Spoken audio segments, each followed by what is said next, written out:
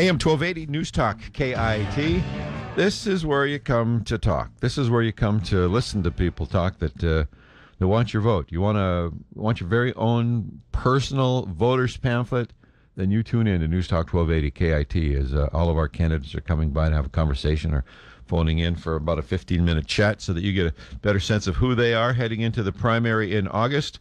And we have to do it because it's what we do. But you probably know all you need to know about Dave Taylor by now. He's been in the legislature for 10 years, representing the 15th District, and has a slew of areas of expertise that he's brought to bear on behalf of Eastern Washington. And he is, we heard from his opponent, Jack McIntyre, here a couple of minutes ago. So now we're going to hear from Dave Taylor, who... full disclosure, we know Dave separate from his time on Olympia Watch, and we know him to be a good guy and a fun guy, and we've enjoyed our conversations and interactions over the years, Dave. It's so with all due respect, Representative Taylor, we're going to call you Dave. Absolutely. That's how we know you. So for those who don't, new residents to the 15th, or people still trying to figure out what district that they're in. Yes, Richard? Point of order there. I think you mixed them up there. Isn't McIntyre running against Chandler and Defoe against Taylor? Yes, right? You're right. I just read the wrong line. Let's just My make bad. sure we're not confused. No, thank you very much for that. I looked down in one spot and see a name, and I've been wanting to jumped. say point of order ever since the hearings. I know, and say it again, would you? Point of order. Thank you. You're out of order. Call me the question. You are the question. That's the problem. Does any of this sound familiar, Dave? Absolutely. I'm having some bad flashbacks. I was going to say, here, taking you back. All right. So, yes, Dave Taylor has he's got the busy race. He's got Jeremy Defoe, A.J. Cooper, and Mario Martinez, whom we've heard from all of those folks now. So, Dave, welcome. Tell us a little bit about who you are, what you are, and what you're up to when you're not playing in Olympia. Well, first, thanks, guys, for having us come in. I really appreciate the opportunity. It's always good to get into KIT and talk to your listeners, and especially you both. Of course, missing Lance today, but try to push on. Amazingly enough, it doesn't seem like you're missing him too much. So I won't tell him you said that, Dave. It looks like he's having a good time out there skiing. Yep. I'm David Taylor, 15th District State Representative, been in office since 2009. Excuse me. I replaced Dan Newhouse when he became Secretary of Agriculture, and he's now Congressman Newhouse. Grew up in Ellensburg, been involved in local land use policy, water rights, property rights since about 1994, and have taken that experience to Olympia to work on behalf of the people of Washington to ensure that their property rights are protected. Well, and again, that is an area of expertise, and we've come to know you as the go-to guy for questions about that kind of stuff. As you look back at the current configuration of the legislature, we were asking everybody to sort of assess a grade, strengths and or weaknesses. You've been in the thick of it. What's your take?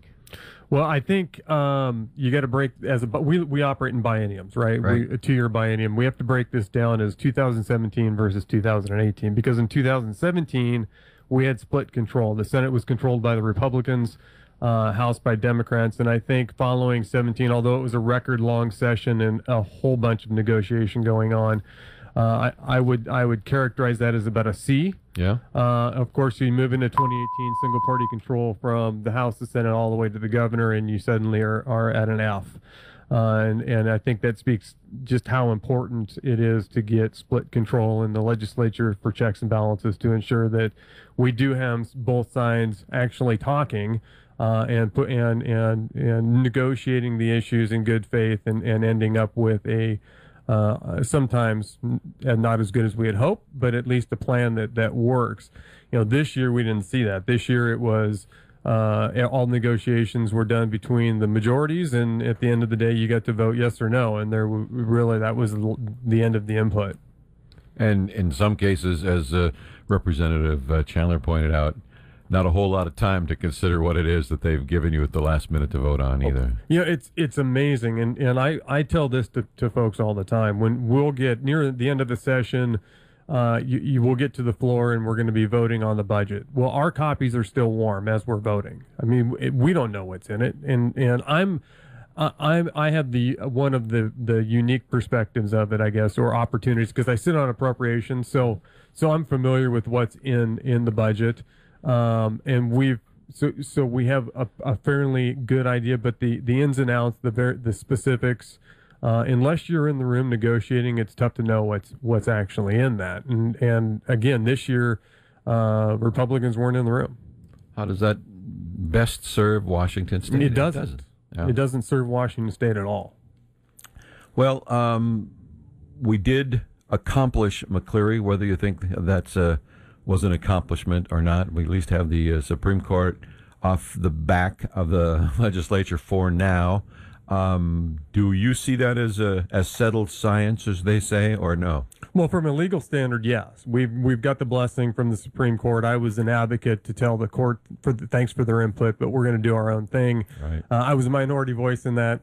What we ended up with, though, was a package that included a lot of, I believe, good reforms. It included great accountability, auditing provisions, to ensure that the local levy money was separate from the state money, so we didn't get into McCleary 2.0. But it also included some substantial tax increases. And at the end of the day, I was a no on that because of the tax increases. When you looked at the 15th district, over half the districts, the taxpayers in half the districts were going to see a tax increase. The other 40% were going to see a tax decrease as far as property taxes go. But the majority of my constituents were going to see a tax increase, which is why I was a no vote on that. But the tax increases are just the one aspect of it. When you include accountability, when you included audit provisions to ensure that the money's being spent properly, those are actually some really good reforms that we were able to get included. As long as we've got enough auditors to do their job and they take it up, but the potentiality for oversight is there. As you let's go right to the mental health question, because that seems to be what everybody... Maybe the next big issue we have to spend a lot of money on to fix. So I guess my question would be, we know it would cost a lot of money, but what kind of proposals are on the table or will be to fix a problem that seems to be a core issue with gun violence and with homelessness? Spawns a lot of other problems, yeah. Well, it's actually one of two big issues that are out there. As far as mental health goes, what we're seeing, or at least hearing from the governor's office, is, hey, let's expand state programs, let's expand state facilities. To me, that's not the right answer. That grows government, and right now we've got the report that just came out of Western Hospital that is not good. Let's face it, this is a problem. Eastern is under audit. We'll wait and see what the final results are going to be, but I suspect we're going to see some problems there. In talking with my colleagues, we have to, I think, start looking at opportunities to privatize this. What can we offer in the private sector to provide service for mental health? There's a new facility, actually, of all places, in Tico that are operating as a private entity within that small town, and they're doing a great job by everything that we're hearing. What other opportunities are there to go to the private sector and have them provide the service? The upside to that is, let's just use Yakima as an example. We have a private company come in. They're providing the service. They're doing really good work. They're providing the service in the community, and so those that are seeking help remain in the community, where their family is located, where their friends are located, where they're already involved in a church, and they have the support network.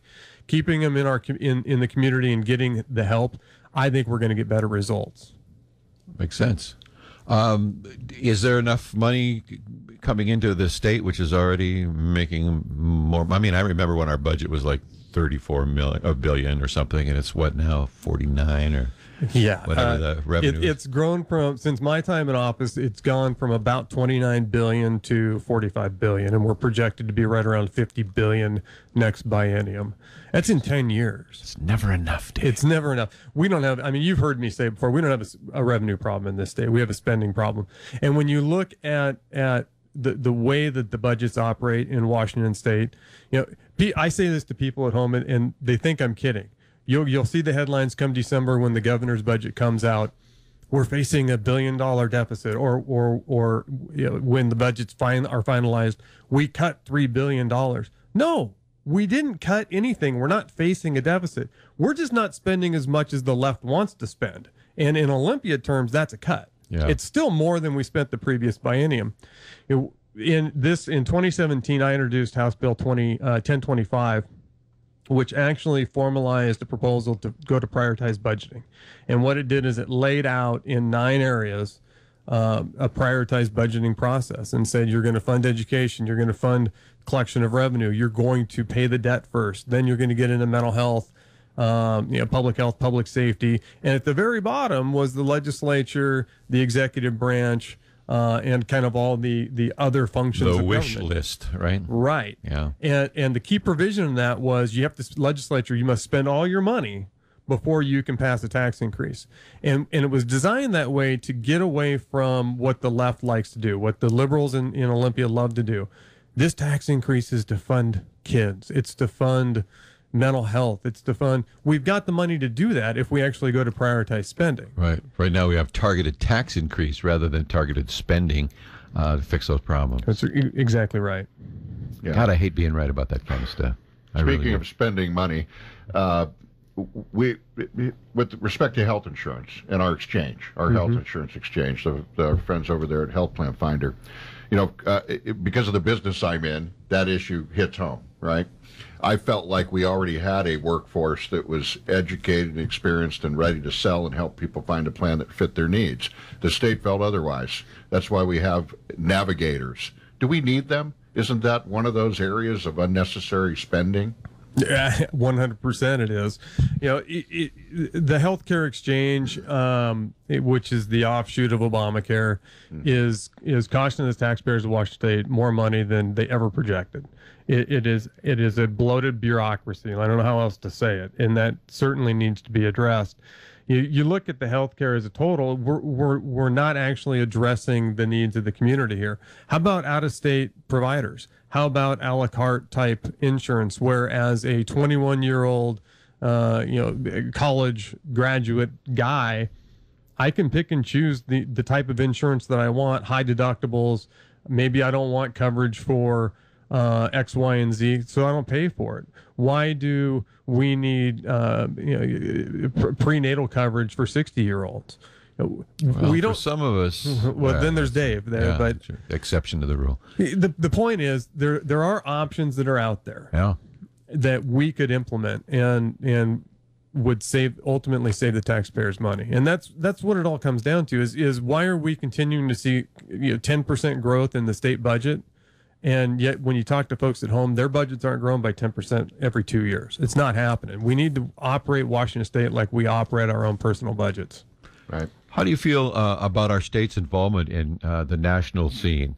Immigration debate, travel bans, all of that stuff that the governor and lieutenant or the attorney general seem to want to put our state into. Is that a good use of our time and resources? Absolutely not. I think it's for me, it's pretty frustrating to watch the attorney general go out and file lawsuit after lawsuit or join lawsuit after lawsuit challenging whatever President Trump decides to do next.